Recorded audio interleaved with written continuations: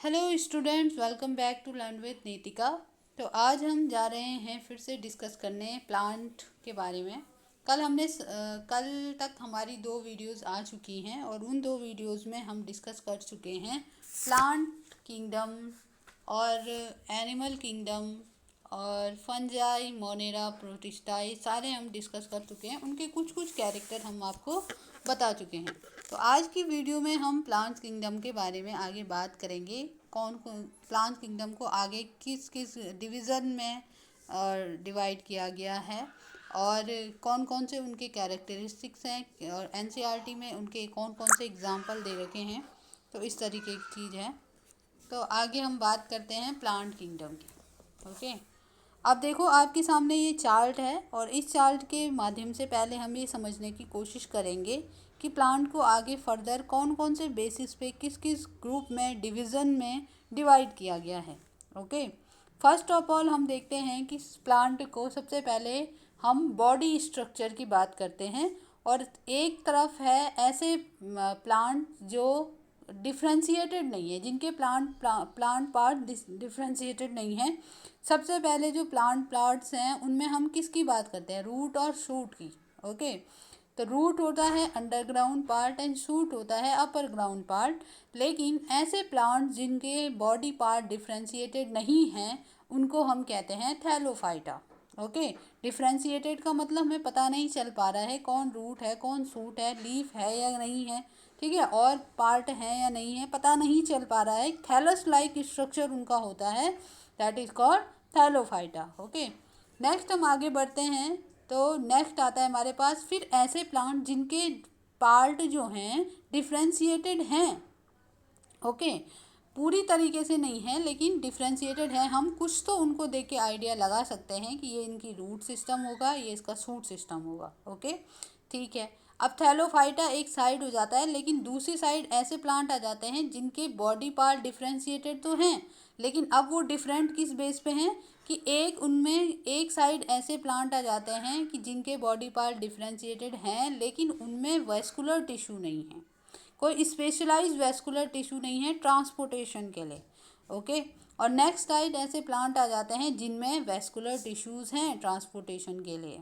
Okay, transportation समझते हो, means water minerals या फूड का ट्रांसपोर्टेशन करने के लिए टिश्यू नहीं है, कंडक्शन टिश्यू नहीं है। ओके, फिर जिनके अंदर वेस्कुलर टिश्यू स्पेशलाइज नहीं है, ओके, पता नहीं चल पा रहा है कि कौन सा टिश्यू कंडक्शन का काम कर रहा है, ऐसा प्लांट का जो ग्रुप जो डिवीज़न होगा वो होगा ब्रायोफाइटा। ओके, अब थैलोफाइटा को अलग रख दो, ब्रायोफाइटा को अलग रख दो। अब एक साइड चलते हैं विद वेस्कुलर टिश्यू, ऐसे प्लांट जिनमें वेस्कुलर टिश्यू है लेकिन आगे उनमें क्या नहीं है, उनमें सीड प्रोड्यूस नहीं होते हैं, उनको हम कहते हैं टेरिडोफाइटा। ओके, इनको हम क्या कहते हैं, टेरिडोफाइटा कहते हैं।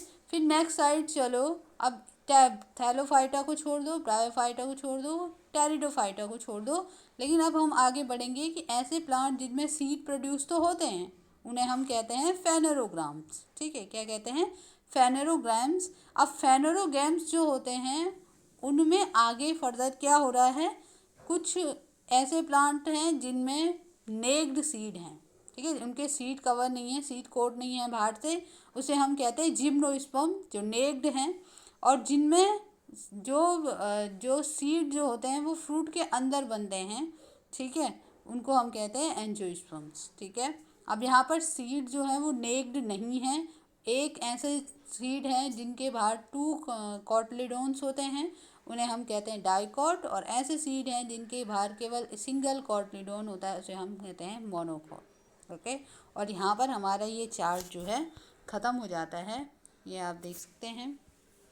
ओके, तो यहाँ पर ये इस पूरे चार्ट को हमने समझा कि प्लांट को सबसे पहले थैलोफाइटा में डिफ्रेंशिएट किया गया, फिर बाद में जो है ब्रायोफाइटा में डिफ्रेंशिएट किया गया जा रहा है, फिर जिनमें वेस्कुलर टिश्यू हैं लेकिन वो सीड प्रोड्यूस नहीं कर पा रहे हैं तो उन्हें हम टेरिडोफाइटा में डिफ्रेंशिएट कर रहे हैं, फिर सीड प्रोड्यूस तो कर पा रहे हैं लेकिन किसी में बियर नेक्ड सीड हैं तो नेक्ड सीड जो है जिम्नोस्पर्म में है। फिर दूसरी साइड हम चलते हैं तो बियर सीड जो है फ्रूट के अंदर बन रहे हैं तो उन्हें हम कहते हैं एंजियोस्पर्म। फिर एंजियोस्पर्म में भी कुछ सीड आते हैं जिसमें टू कॉटलिडोन है तो उनके डाइकॉट, और जिसमें एक है उसे हम कहते हैं मोनोकॉट या मोनोकॉटिलेडोन। ओके, तो इस तरीके से ये चार्ट आगे बढ़ता है। अब हम इनकी एक एक करके कुछ और कैरेक्टरिस्टिक पढ़ेंगे। प्लांट किंगडम में जैसे हमने कल पढ़ा था कि the first level of classification among plants depend on whether the plant body has well differentiated distinct plant. Okay, तो पहला जो क्लासिफिकेशन का लेवल है जो हमने अभी थैलोफाइटा में पढ़ा कि सबसे पहला जो है वो ये है कि प्लांट की बॉडी जो है वो वेल डिफरेंशिएटेड है या नहीं, प्लांट पार्ट हैं वो हमें दिखाई दे रहे हैं या नहीं, अपीयरिंग है या नहीं है।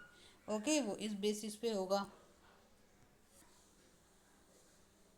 ओके, और नेक्स्ट लेवल फिर किस पे बेस्ड होगा कि प्लांट में जो है वाटर ट्रांसपोर्टिंग टिश्यू है या नहीं है, ट्रांसपोर्ट वाटर के लिए या फिर अदर सब्सटेंस के ट्रांसपोर्टेशन के लिए, कंडक्शन के लिए टिश्यू हैं या नहीं कुछ स्पेशल। ओके, फर्दर क्लासिफिकेशन इस बात पे होगा कि एबिलिटी टू बियर सीड या whether the seed are enclose within the fruit. पहला फर्दर क्लासिफिकेशन इस बात पे होगा कि सीड होते हैं कि नहीं होते हैं। फिर नेक्स्ट क्लासिफिकेशन इस बात पे होगा कि सीड नेक्ड हैं कि नहीं हैं, फ्रूट के अंदर बन रहे हैं या नहीं बन रहे हैं। तो इस तरीके से जैसे हमने पूरे चार्ट के माध्यम से भी समझा वैसे ही हम आगे अब एक एक डिवीज़न को समझेंगे। ओके, तो हमारे पास सबसे पहले आता है थैलोफाइटा। तो थैलोफाइटा के अंदर क्या आता है, थैलोफाइटा के अंदर आता है plant that do not have well differentiated body design fall in this group. इस ग्रुप में ऐसे प्लांट आते हैं जिनकी बॉडी जो है वेल डिफरेंशिएटेड नहीं होती, बॉडी पार्ट हमें इतने अच्छे तरीके से दिख नहीं रहे होते या डिफरेंशिएट नहीं होते हैं, पता नहीं चल पा रहा होता है। ऐसे प्लांट ग्रुप को हम ज़्यादातर एल्गी कहते हैं। ठीक है, तो इन प्लांट में देखो क्या क्या आता है। ठीक है, ये इसके क्या है एग्जांपल हैं, यूलोथ्रिक, क्लेडोफोरा, अल्वा, स्पाइरोगायरा। ओके, ये इसके क्या हैं कुछ एग्जांपल। नेक्स्ट हमारे पास है थैलोफाइटा, ब्रायोफाइटा।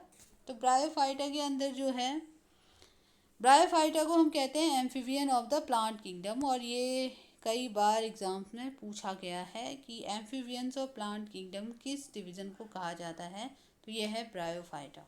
ओके, ब्रायोफाइटा को एम्फीबियन क्यों कहते हैं, एम्फीबियन आपको पता है कि एनिमल किंगडम में एम्फीबियन किसको कहते हैं, जो लैंड एंड वाटर दोनों में सर्वाइव कर सकते हैं उन्हें हम कहते हैं एम्फीबियंस। ओके, तो जो प्लांट किंगडम के एम्फीबियन हैं यानी कि जो वाटर में भी और लैंड में भी रहते हैं उन्हें हम क्या कहते हैं, मार्शी एरिया में समझ लो उनको हम कहते हैं ब्रायोफाइट। इनको पानी की ज़रूरत इसलिए पड़ती है क्योंकि इनका फर्टिलाइजेशन ही पानी की वजह से संभव हो पाता है।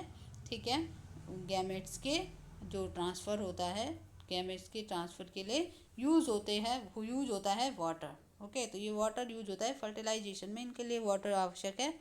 The plant body is commonly differentiated to form stem and leaf like structure. अब देखो ब्रायोफाइट में भी जैसे नॉर्मल प्लांट्स में होते हैं, जैसे जो हायर प्लांट्स हैं उनमें जो डिफ्रेंशिएशन होता है पूरा रूट और शूट और लीव्स, फ्लावर्स, सो हर एक चीज़ बहुत अच्छे से डिफ्रेंशिएट होती है।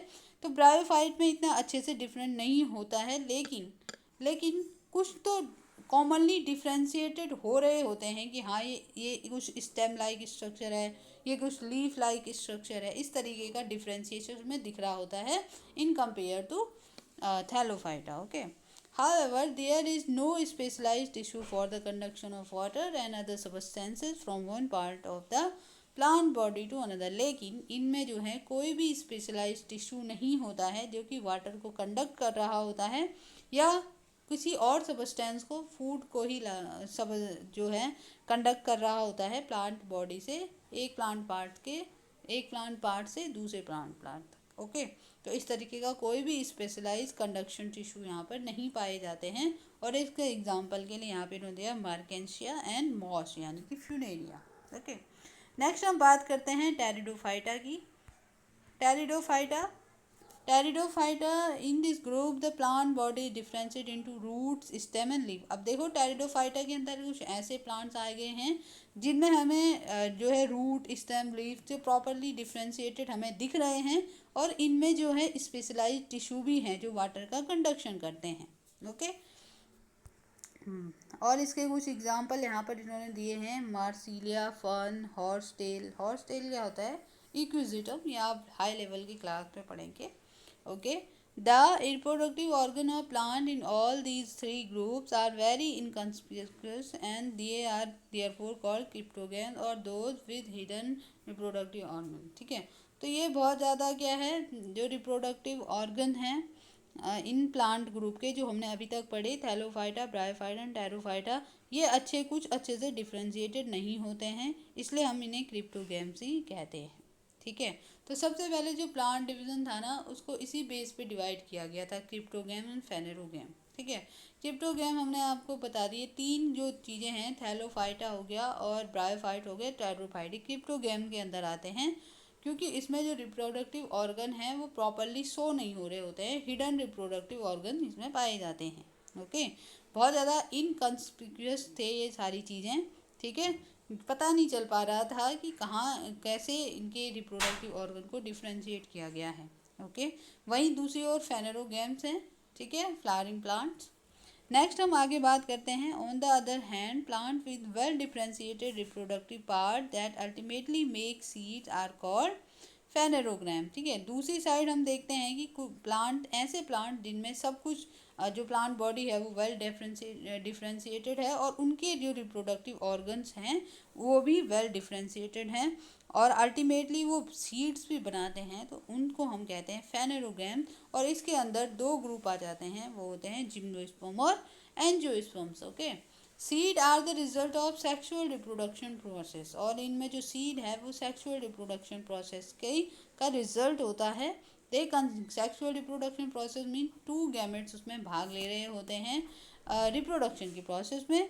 They consist of the embryo along with strong food stored food which assist for the initial growth of the embryo during germination. Okay, इनमें कुछ जो सीड्स होते हैं, they consist of A embryo along with store food, उसमें कुछ food भी store होता है और एम्ब्रियो भी होता है। ओके, ऐसे पौधों में जो जब जर्मिनेशन के टाइम पे जो ग्रोइंग एम्ब्रियो होता है उसकी इनिशियल, उसको शुरुआती जो उसकी ग्रोथ होती है वो उसी फूड की वजह से होती है। Okay, this group is further classified based on whether the seed are naked or enclosed in fruit, giving us two groups, gymnosperm and angiosperm। और इस ग्रुप को फर्दर हमने कुछ किसके सीड नेक्ड हैं और किसके फ्रूट के अंदर इनक्लोज हैं, इस बेसिस पर हमने दो ग्रुप में इसको डिवाइड किया है, जिम्नोस्पर्म और एंजियोस्पर्म। ओके, तो आज के लिए आपके लिए इतना ही। सबसे पहले आपको ये ध्यान रखना है, अब हम शुरुआत से शुरू करते हैं, जो भी आपकी बुक एनसीईआरटी में बताया गया है। तो शुरुआत से अगर हम शुरू करें तो प्लांट को सबसे पहले क्रिप्टोगैम्स और फेनेरोगैम्स में यहाँ पर डिवाइड किया जाता है। चलो ओके, लेकिन यहाँ पर जो है आपके यहाँ पे जो चार्ट दिया गया है उसमें डायरेक्ट नाम नहीं दिए गए हैं, तो हम आपको कंफ्यूज भी नहीं करेंगे। तो हम यहीं से शुरू करेंगे कि प्लांट को सबसे पहले ऐसे डिवीज़न में डिवाइड किया गया जहाँ पर जो है जिस प्लांट के प्लांट पार्ट अच्छे से डिफ्रेंशिएटेड नहीं है उन्हें थैलोफाइटा कहा गया। जिनके डिफ्रेंशिएटेड हैं लेकिन उनके अंदर जो वस्कुलर टिश्यू है वो अच्छे से स्पेशलाइज नहीं है, पता नहीं है, डिफ्रेंशिएटेड नहीं है, तो उसे हम कहते हैं ब्रायोफाइटा। दूसरी साइड हम जाएंगे जिनके वेस्कुलर टिश्यू जिनमें पाए गए हैं लेकिन वो सीड को प्रोड्यूस नहीं कर सकते, उसे हम टेरिडोफाइटा कहते हैं। जो सीड को प्रोड्यूस कर सकते हैं, अब उन्होंने यहाँ पर नाम दिया है फेनेरोगैम। ओके, और फेनेरोगैम के अंदर भी दो तरीके के हैं, एक में नेक्ड सीड पाए जाते हैं जिन्हें हम जिम्नोस्पर्म कहते हैं, दूसरा सीड जो है वो फ्रूट के अंदर इनक्लोज होता है, उसे हम एंजियोस्पर्म कहते हैं। फर्दर एंजियोस्पर्म को भी उन्होंने दो पार्ट में डिवाइड किया है, एक है 2 कॉटिलेडोन वाले सीड और दूसरा है 1 कॉटिलेडोन वाले सीड। ओके, तो 2 कॉटिलेडोन वाले सीड को उन्होंने डाइकोट कहा है जिनमें पाया जाता है, और दूसरे जिनमें 1 कॉटिलेडोन वाले सीड बनते हैं उन्हें हम कहते हैं मोनोकॉट्स। ओके, तो आई होप आपको इस समझ में आया होगा, और कल हम नेक्स्ट ग्रुप जिम्नोस्पर्म और एंजियोस्पर्म पे बात करेंगे ब्रीफली। Okay, thank you.